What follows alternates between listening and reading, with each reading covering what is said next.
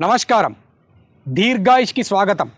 ఈరోజు మనం నేలను శుద్ధి చేసేటటువంటి బూడిద, పసుపు, ఇంగువ మిశ్రమం యొక్క తయారీ మరియు దాని వినియోగాన్ని చూద్దాం. దీనిలో భాగంగా మనం 10 కేజీల సన్నటి ఇసుక, 10 కేజీల బూడిద, కొయ్య బూడిద లేదా ఆవు యొక్క పిడకల బూడిద, ఈ రెండింటిని సేకరించి బూడిదను మరియు ఇసుకను కలిపి ఇసుక బూడిద మిశ్రమాన్ని తయారు చేసుకుంటాం. తయారు చేసుకున్నటువంటి ఈ మిశ్రమానికి 2 కేజీల వేపాకులను సేకరించి పేస్ట్గా తయారు చేసి దీనికి కలుపుకోవాలి. ఈ కలిపేటప్పుడే దేశీయావు మూత్రాన్ని వేసి కలియబెట్టాలి. ఈ మొత్తం మిశ్రమానికి 2 కేజీల ధనియాల యొక్క పొడిని, అదేవిధంగా 2 కేజీల పసుపు పొడిని, 100 గ్రాముల ఇంగువ పొడిని వేసి బాగా కలియబెట్టాలి. ఈ మొత్తం మిశ్రమానికి చివరగా 1 లీటర్ ఆముదం నూనెను వేసి కలియబెట్టుకున్న తరువాత ఈ మొత్తం మిశ్రమం మనకు తయారవుతుంది. దీన్ని మనం గంపల్లో తీసుకొని అన్ని రకాల పంటలపైన వెదజల్లుకోవచ్చు. ఈ పదార్థాలన్నీ నేలను శుద్ధిపరచి నేలలో ఉన్నటువంటి హానికర వ్యాధికరక సూక్ష్మజీవులను నశింపజేస్తాయి. పంటలకు రోగ నిరోధక శక్తిని పెంపొందించి పంటల ఎదుగుదలకు, నేల శుద్ధికి ఉపయోగపడతాయి. ఇప్పుడు దీని యొక్క తయారీ మరియు వినియోగాన్ని చూద్దాం. ఇప్పుడు మనం పసుపు, బూడిద, ఇంగువ మిశ్రమం తయారీ విధానం చూద్దాం. దీనికి కావలసిన పదార్థాలు: 10 కేజీల మెత్తటి ఉసుక, 10 కేజీల పిడికెల బూడిద, 2 కేజీల వేప పేస్టు, 2 కేజీల పసుపు, 2 కేజీల ధనియాల పొడి, 100 గ్రాముల ఇంగువ, 2 లీటర్ల ఆముదం నూనె, 2 లీటర్ల దేశీ ఆవు మూత్రం.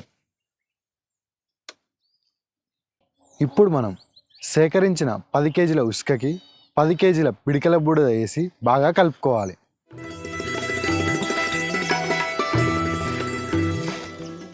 అలాగే ఈ మిశ్రమానికి 2 లీటర్ల దేశీ ఆవు మూత్రం పోసి బాగా కలుపుకోవాలి.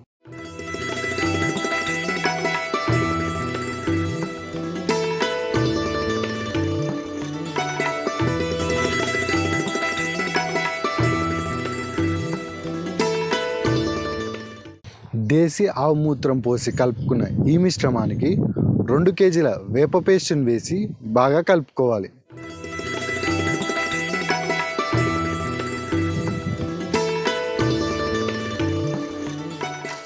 తరువాత దీనికి 2 కేజీల పసుపు వేసి బాగా కలుపుకోవాలి.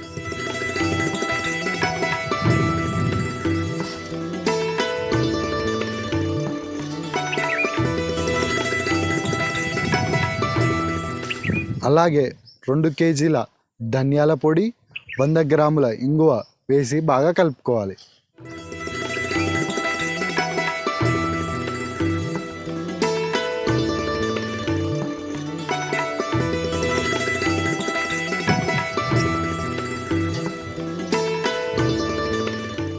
చివరగా ఈ మిశ్రమానికి 2 లీటర్ల ఆముదం నూనె పోసి బాగా కలుపుకోవడం ద్వారా మనకి పసుపు, బూడిద, ఇంగువ మిశ్రమం తయారవుతుంది.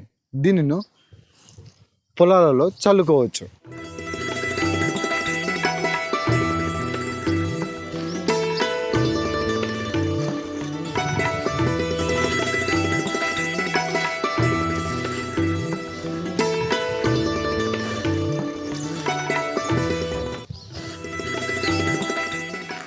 ఈ విధంగా తయారు చేసుకున్న పసుపు, బూడిద, ఇంగువ మిశ్రమాన్ని పొలాలలో చల్లుకోవచ్చు. ఈ మిశ్రమం చల్లుకోవడం ద్వారా పంటల్లో వచ్చే పెనుబంకని నిర్మూలించి అలాగే నేలను శుద్ధి చేస్తుంది మరియు నేలలో ఉండే వ్యాధిజనక సూక్ష్మజీవిని నిర్మూలిస్తుంది.